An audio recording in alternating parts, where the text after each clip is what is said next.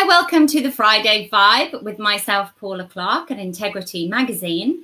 And this is the wonderful Jake Aldridge. Hey, Jake. Now, hey, what we're going to do is we're going to do something on our phones. We're quickly going to do something on our phone. Where are we? Here we are. Ready? Are you done it, Jake? I'm with it. I'm doing it. Jake and I are going into technology. Friday Vibe with myself, Paula Clark. There you go. Sorted. Lovely jubbly. Lovely jubbly. We're all set. So, Jake, what are you drinking this lovely Friday? Well, I'm glad you asked because I've got 3 drinks. In no particular order. I've got Iron Brew. Right. How do you feel about Iron Brew? I like Iron Brew. Yeah. It's quite sweet. Glad to hear that. Red wine. Cheers. Which is dangerous for me because I get a lot of jibber jabber after too many, so this could be really problematic. And some water just to wash it all down, you know. It's very hot today. So there's the water. I'm also there with my lipstick on. I bet you haven't got lipstick on yours, have you? Not today. No, good. So welcome to Integrity Magazine Live. So I'm going to formally introduce Jake Aldridge to the audience. If you don't know him, let me tell you a little bit about him. Jake is a young old 32 years of age and has achieved so much already. It's a huge round of applause because Jake is one of these singer-songwriters, musicians, who's actually decided to, halfway through his musical life, change tack. So we're going to hear about that. But first of all, Jake, please tell us a little bit about yourself. Well, thanks for the introduction. My name's Jake Aldridge. As you said, I'm 32 years old. I've been writing lyrics since I was 17 years old. And to begin with, music was just a way for me to kind of express myself and get my emotions and feelings out there about different things in life. And eventually I started to rhyme some of the words that I was writing down, and that kind of led me into music, really. And here we are all these years later. So am I right in saying that you started writing a diary, and then you kind of put those words into, you created poems? Because as you know, I write poetry, and you created poems, and then you didn't really get the music bit straight away, did you? You got the words and the rhyming, but the music bit came a little, it wasn't as easy to flow for you, the rhythm. Is that right? No, I feel like the lyrical side of it came quite naturally to me. You know, I felt like I could rhyme words, and I was always like, I was never very good at school, but I was good at English. So like for me, that part just came naturally. And but when it came to putting the words to music, literally it was like a baby. Do you know what I mean? Like starting again, you know. I started out with my friend Tom Moran, who was very much kind of sort of coaching me and mentoring me, if you like. He used to play the drums, so he was kind of like halfway there, you know. And we soon found that I couldn't even nod my head in time with the drum beat when I started. So I had all these lyrics, which he thought were great, you know, and we were really excited to put them to music. But I literally, I promise you, I could not nod my head in time. That's amazing. And considering where you went from there. So when did you, so you mentioned Tom, but when did you get into the rapping side? Because you started off as a rapper. Yeah. Well, I think that, like you said, I had these poems, and I was always heavily inspired by rap music. My brother listened to like Tupac Shakur and Dr. Dre and people like that. And I guess that's kind of where I got it from. And since I was never like a singer, or singing never came naturally to me either, so it felt like a natural progression for me to perform the lyrics in that kind of way. And I think that's where the eagerness to get into hip hop came from. I was already inspired by the genre and the lyrics and that kind of thing. So tell us, when did you get into hip hop? When did the music kind of, the rhythm kick in? Kind of, because you need to have rhythm with hip hop, because I mean, I love hip hop. It's one of my favorite music genres. But you know, when did you kind of feel it, the rhythm as well as the words that you were saying? When did you start to feel it? At what age? I would say maybe like properly, like 20 maybe. Okay, that's not bad. That's not bad. What's funny is, to me, that, like, you know, a lot of kids, like their parents are super musical and they pick up a guitar at 6 years old, you know what I mean, and just start strumming away and they're good to go, you know. But for me, you know, it was never in my family. It never came naturally. And I guess it makes it all the more rewarding as well, you know. So at 20, you're 20 years of age, you finally get in the music side, you're influenced by your brother's music, and then you get into hip hop yourself. Where does it go from there?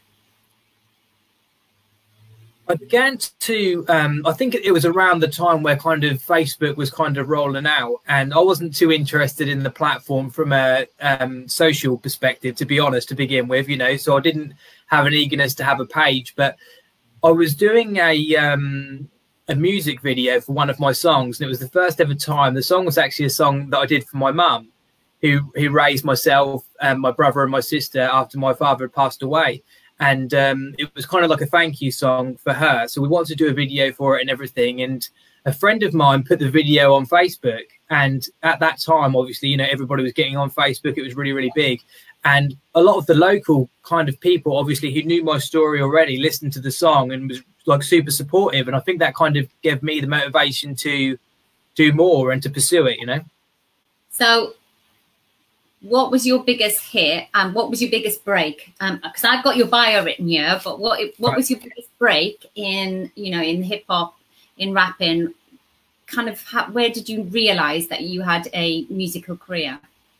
Well, it's funny, really, because what I did was at the time, and even still now, BBC introducing the radio show have a bunch of, like, you know, BBC Suffolk will play artists from Suffolk, Cornwall will play people from Cornwall, Leicester from Leicester, and that kind of thing. But what I did was my little hustle at the time, if you like, because I was still only young, you know, I was sending my song out to every single one of them and saying, hi, I'm Jake Aldridge from Derby, from Leicester, from Cornwall, from Suffolk, and they all played it. So I got so much airplay just from that little, you know, thinking outside the box kind of thing. And I guess from there, things were starting to gather momentum, you know. And what was your big break? Well, possibly the biggest break at that time, you know, the first thing to really happen for me was that I did a song. It was called, I titled it Erotic, and it was called like a raunchy kind of song, you know, and I was trying to think outside the box again, like, where can I send this song to get some exposure for the music, you know? And I actually contacted Playboy TV and I said, you know, here's my song, blah, blah, blah, would love to hear it on the channel, blah, blah, blah. You know, I sent it to a bunch of other people as well, but I kind of joked to my housemates at the time, like, wouldn't it be funny if I heard back from the guy at Playboy, you know? And the next day I did. And he said, wow, you know, I really like this. He liked another track as well. And he said he's going to put them into rotation. So when I came home from work that day, I told my friends and everything, you know, my housemates, and they didn't believe me. They literally did, you know, they thought it was some sort of, you know, publicity stunt, you know, but obviously, you know, they soon found out it wasn't. I guess you give them an excuse to go and watch Playboy TV, eh? Absolutely, yeah, absolutely. And a friend of mine actually said to me that he couldn't watch it anymore because he didn't like the fact that my music was playing. He was sick of the song playing over and over. Absolutely, yeah. So from Playboy TV, where did you go next? I think that after that, it was a way for me to kind of continue with the hip hop side. I was really incorporating a lot of, it was becoming less hip hop and more pop orientated, you know, because when you say hip hop, I think people kind of envision gangster rap and that kind of thing. And my music was never really like that. I really liked a lot of R&B styled music, you know. If you listen to a lot of Nelly's music, there was a certain side to Nelly where he did a more slick, laid back kind of R&B type of sound. And I really enjoyed that. And my music I started to incorporate that kind of sounds and ideas into my own songs. And I certainly did that for many years afterwards. And so you actually had quite a successful hip hop rap run, really, didn't you? And you actually won some awards. So tell us about that. Yeah, well, the first award was in 2017. It was the NMG Awards. And it was the first ever award ceremony that I'd been to. And what was really cool was I went to the award ceremony with my friend Tom Moran, who was the guy who was right there from the very, very start. So that was really nice. And we walked into the NMG Awards. It was held at the Cambridge Corn Exchange, and it was honestly like being at the Brit Awards or something. You know, it was laid out immaculately. It was really amazing, and the bands that were playing that night were just incredible, really, really amazing. And I was kind of like, I guess I was a little bit overwhelmed at the time, really, because, you know, it was my first time at something like that. and the category that I'd been nominated for was like hip hop / electronic, which I thought was a bit strange because it's like two completely different genres they've piled into one. But that was like a judge's pick kind of thing. Do you know what I mean? So we were sitting there for that, and I didn't actually make the narrowed down nominees for that on the night. Do you know what I mean? So I kind of sat back and thought, you know, maybe we were a little bit out of our depth at this point in my career and whatever else, you know, just enjoy the evening. And my friend Tom was sulking, funnily enough. He was really annoyed that I didn't make it. He said, I should be winning that. Do you know what I mean? And he went off to the toilet. He was sulking. And the next thing I knew, the Audience Choice Award came up, which obviously was like based on votes from your fans and that kind of thing. And what was funny was they were calling out the names of the narrowed down nominees for the Audience Choice, and like the room was just erupting and roaring for these names. So I thought to myself, like, having not made the narrowed down cut for the last one, there was no chance that my name was going to come out, and it did. And when they call your name, like, you know, your music hits and your pictures on the screen and everything, it's really quite cool. And yeah, then they called it out, and it was an amazing moment for me, because it really felt like, you know, the first time I'd kind of got the recognition ever since I started, you know. And did it fire did you fire your belly up? Did you think, yeah, I want more of this? Absolutely, yeah. It was quite funny, really, because the next time I saw my friend, when he came back in the room, I was on the stage collecting the award, you know. So it was really quite and I had to, like, as I was on the stage, I was really trying to slow my speech and kind of milk it a little bit, just in the hope that he would come back in, you know, because it's been gone for so long. But luckily he did. And then you went on to win another award in hip hop and rap, didn't you? Yeah, the following year, it was the I won the Male Act of the Year at the International Achievers Awards, and that was amazing, because I think, like, because I'd had so much support from the first award, just from my fans, and, you know, I kind of felt like maybe there was a chance that I could possibly win the second award if they got behind me again, you know.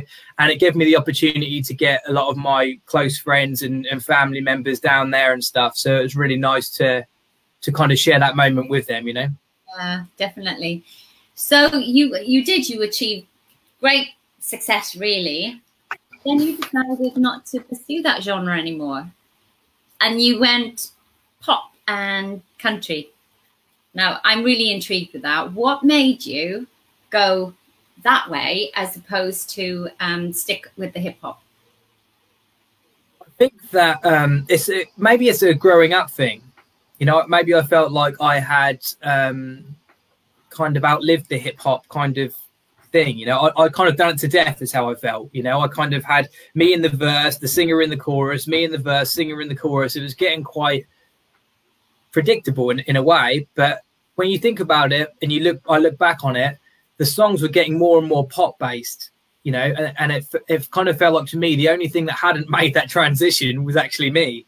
You know, because the music was so heavily inspired by pop and country pop and that kind of thing. So I feel like, I was the last one to kind of stop rapping and start singing, you know.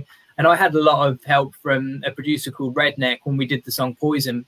And I kind of spoke to him about it beforehand, because we knew we needed to mix it up, and we knew we needed to do something different. And I said to him, like, do you think this is actually possible? Because for me, the singing side was almost like starting with the rap side. You know, first I couldn't nod my head in time with the beat rapping, and then even singing, you know, I couldn't. It didn't come natural to me, you know. So I feel like the whole thing is like, it's been hard work for me to achieve what I've achieved. A lot of people look at it and say, oh, you know, you're so talented, which is so kind of them, of course, but I don't really feel quite that way. You know, I feel a lot of it comes down to a lot of hard work and dedication. Definitely, because you have to change the way you sing. You know, you're not singing one way anymore, you're singing that way. And who are your influences in the country music scene? I really like Sam Hunt and Kane Brown, and these guys are like, it's very much country pop. If you listen to a lot of country music in the charts now, to me it's very pop influenced, you know. But I think, again, a genre is such a funny thing, because when you say to people hip hop, they think gangster rap. If you say to people country music, they think old school. Do you know what I mean? Like, but I don't know. I think it's really important as an artist to be inspired by music that's out there today, you know. And for me, I have to make a song that I love. You know, I almost can't do it to make a song that I don't particularly enjoy, but maybe everybody else is going to enjoy. I need to love it myself first for me to be passionate about it and to work so hard at it, you know? So who would you like to be like? If you could be like anyone, I mean, we all have these inspirations. If you could be remembered in 20 years' time, right? So you're interviewed by a young whippersnapper, 25-year-old, gorgeous, luscious girl, and she's interviewing you. And she says, what was the most defining moment because you've made it? So who would be your inspiration now that you would like to be like? It's a difficult question. I mean, I was always very inspired by Tupac Shakur because, you know, despite being so young, his lyrics it was meaningful stuff. You know, he didn't it wasn't like you listened to his songs and you felt like, oh, the beat was amazing, because it wasn't. Do you know what I mean? He didn't work with great producers, really, in terms of from a musical standpoint. His songs were all about his lyrics, the story behind them, the meaning behind them. So I was always inspired by that. But to be honest, I like people to be unique. You know, I think that there's nothing more attractive than that, than seeing people really be themselves, whether that's wacky or whatever, you know. I just think that it's good to not try and be like people, you know. The only time I want to be like people is when I can be put in a pocket so that my music can be heard. Do you know what I mean? Because these days it's like everything's so genre defined and you've got to be in the bracket. And I've never, ever been in the bracket. So I feel like maybe I've missed out on a lot of opportunities because of that. But at the same time, it's what makes me me and what makes it work, you know? Absolutely. So I was thinking of Old Town Road. So you've got Little Nas X, and then you've got Billy Ray Cyrus. And it's the first time that happened last year, wasn't it? The first time you've got this country singer, this really well-known country singer, obviously well-known before even Miley Cyrus came along, his daughter. And then you've got Nas X, who came, and, you know, he's this hip-hop, I think he's hip-hop, right? A rapper. He's a rapper. And he comes along, and then they do this brilliant collaboration, and it's one of my favorite songs, and it kind of brings country back into everyone's thinking again. Would you consider doing anything like that, combining your two genres? I think to a degree I kind of have with the song Gullible. You know, when I collaborated with Kezia Gill, who's a fantastic country singer, she's doing really, really well. You know, it was very much a hybrid between pop, rap and country, if you like. So maybe to a point that's already been done, but I don't know. I feel like at the moment, a lot of people are saying to me, because it's funny, you know, because when you split and change like I have, naturally people are going to have split opinions about it, you know. But generally, it's, the response from the change has been incredible, especially from the country scene, because I almost feel like the country scene has got behind me more than the hip hop scene did, which is kind of bizarre for me in such an early period in the transition. But it's amazing to have the response that I have kind of got from them. And yeah, I'm just excited to pursue it. At a later date, maybe I will start to maybe incorporate the two and mess around a little bit. But at the moment, it's still very, very early, and I'm still really, really enjoying it. So I've seen 3 songs you've done so far. Is that right? Well, I've done Poison and Partners in Crime, the original version, and then we did the acoustic version of Partners in Crime as well. So it's like, Leanne Louise, who we had on the other day. Leanne Louise, did the original version for me. Yeah. She was amazing. You know, she's the type of singer that you just put in the studio and you know, the guy says, do this. You know, David Booth, who is the guy I'm working with at the moment, and he says, you know, do this, do that, and she just does it, and it's effortless, you know. Yeah, she did a really lovely interview with Becca Whitney, one of the presenters from Integrity Magazine Live a couple of weeks ago. Really popular. And then you said that, yeah, she worked with you on that record. That's amazing. I didn't know that. Yeah, I think what's quite nice for me is that, you know, when you kind of look at yourself and what you do, people can be super critical of themselves, you know, and I am myself. You know, I don't see myself as a raw talent at all, you know, but when I look at people like Leanne Louise or Kezia Gill, I do see that, you know, and I don't need them to make it and be in the charts for me to be like, wow, you know, these guys are amazing. I can see that they're amazing. You know, I don't need they don't need the recognition for me to get behind them and to realize it. You know, I can see already. And I think I feel really fortunate to work with people like that. Excellent. And that's a really, really positive attitude as well. Because one of the reasons why I wanted to interview you is you're genuinely a really, really good guy. And also because we share the same birthday. And your fiance, she's your fiance now. Yeah. Congratulations. Your fiance also shares the same birthday, 24th of November. 24th of November, yeah. Do you know what time of day you were born? I do. It was 7:20 in the morning. What time? What were you? I think I was 2. It's like 2 in the morning, something like that. And what about your fiance? What time was she? I don't know. I don't actually know the answer to that. I need to ask that. Ask her tonight. I'll ask her. So you've also achieved quite a lot of chart success in the country music scene, I've seen, because obviously I follow your career. What's been the greatest, I don't know, what's been the greatest uplift for you, the greatest joy that you've had in switching over?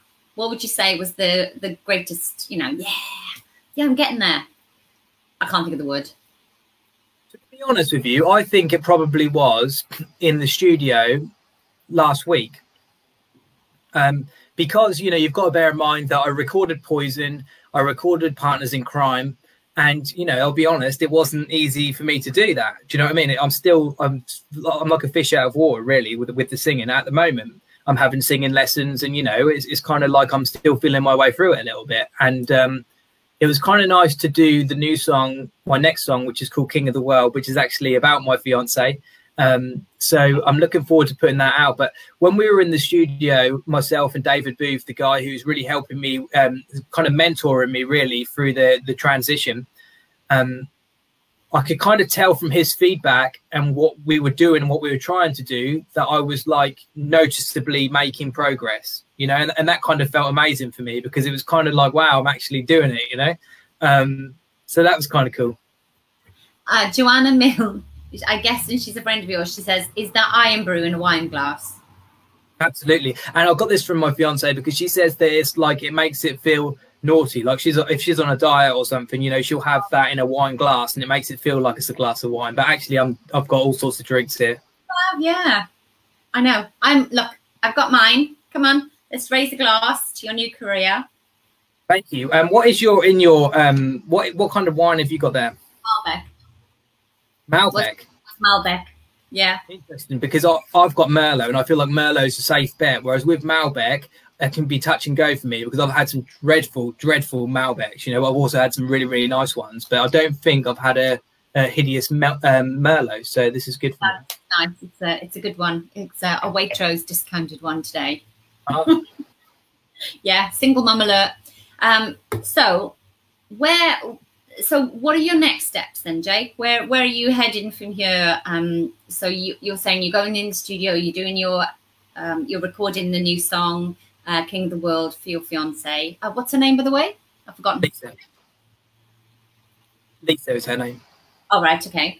And see, I couldn't hear that properly, so I'm not going to repeat it in case I get it wrong. But Lisa. Lisa, that I was going to say, I thought I could hear Itza, so that's why we're going to repeat it. So you've got this song for Lisa, which is beautiful, and then you're also continuing with your music lessons, your vocal lessons. Where next? Where do you go next with this?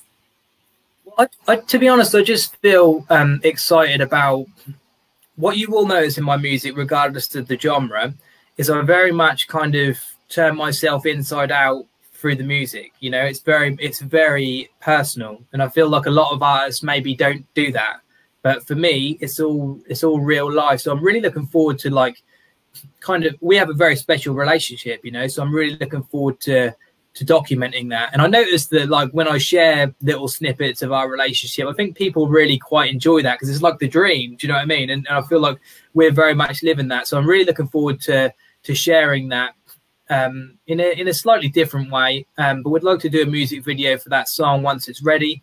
And I also would like to do another song in the country genre, in the country pop genre, that's going to be very much just about me. And when I say about me, I don't really mean about my life and what I've been through. I mean, I'd like to do a song about me as a person, as what I'm actually like. Do you know what I mean? Because I think we all have this social media, you can paint a picture of someone, can't you? You know, from what you see, kind of thing, and whether that picture is accurate or not. You know, I think it would be nice for people to know maybe my bad bits and whatever else, you know, and just for it to be real and to be very reflective of how I am. No, that's very fair. That's a good idea. And so you're going to keep pursuing the countryside, you know, not the countryside, the country music. And like, do you have this big vision, this big goal for yourself in maybe in 10 years time? Where do you see yourself? I mean, you're still so young, you're 32 years of age, and to have swapped career, you know, your music career almost halfway through is amazing. Where do you see yourself in 10 years time, or in an ideal world? I'm not sure, to be honest. I have obviously thought about the fact that I think my real strength, you know, is in songwriting, and it kind of always has been, really, you know. And I don't know if in later years it will be myself writing for other people. Yeah, you know, like a Leanne Louise or a Kezia Gill, maybe. Do you know what I mean?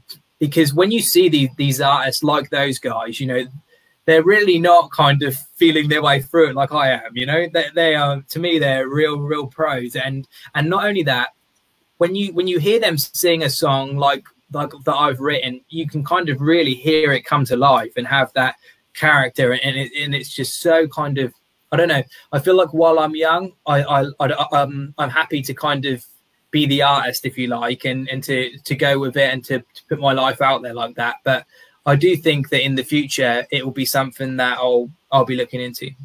Because that's what Gary Barlow does. I mean, I love Gary Barlow as a singer-songwriter, and I've loved watching him throughout the whole of lockdown as well. He has these, is it the crooner? I don't know, the crooner talks or something. I don't know, or the crooner, I can't remember what it's called. But I've been listening to him where he duets with people, and it's brilliant. But he actually writes music for lots of other people. So you can kind of see yourself going down that route, maybe? Possibly, yeah. I think that it's definitely something that I want to... Maybe I'll do it to begin with, like, here's my song Partners in Crime, let's give it to somebody and see how it sounds with them on it, you know, and kind of really follow that kind of route and see what happens. But I don't know, I think it's exciting. There's lots of things you can do, you know. I'm a little bit uneasy about the thought of kind of aging and whatever else. I think I've got to still get my head around that, you know. Oh, don't worry, you got loads of time for that. Don't even think about it. So what advice would you give for somebody wanting to get into the music industry, wanting to, who's you know, they're just starting off as a singer-songwriter. They do like you do, you know, or you did when you were younger, in your teenage years, you were writing poetry, writing words, don't really know where to take it. What advice would you give to somebody who's thinking of becoming someone like you? I think it's really difficult, and I think that people have to remember that it's such a difficult industry to get into and to be successful at, because it's so, to me, it's so oversaturated. You know, it's so competitive, and I don't want to put like a negative spin on it, but I think it's really important for people to be themselves. Yeah. You know, I think that in recent times we're seeing that as well. You know, when you think of artists like Ed Sheeran, who might not necessarily have the look, but people love him. Do you know what I mean? It's almost like he's more in reach of people. He's more relatable to people. Same with Adele to an extent, you know, when she came out. And I think that you're seeing a lot more kind of individuality coming through now. I don't think that it pays to be too similar to anybody else. And I think one thing I've always loved about my music is that I think when you hear my music, you know it's me. You know, and I kind of like that, because sometimes I hear songs on the radio and I think it's someone else. But, you know, it's not. And I don't really like that. And I think it'd be great for people to embrace themselves more, you know, and to be individual and to stand out. I have to ask my teenage girls all the time, who's that? Who's this? Even my 9-year-old knows more than me because he listens to TikTok. So he says, oh, that's so-and-so. And he's sitting there and he knows all the words to all these songs. So as you know, final question, we are Integrity Magazine. What does the word integrity mean to you, Jake?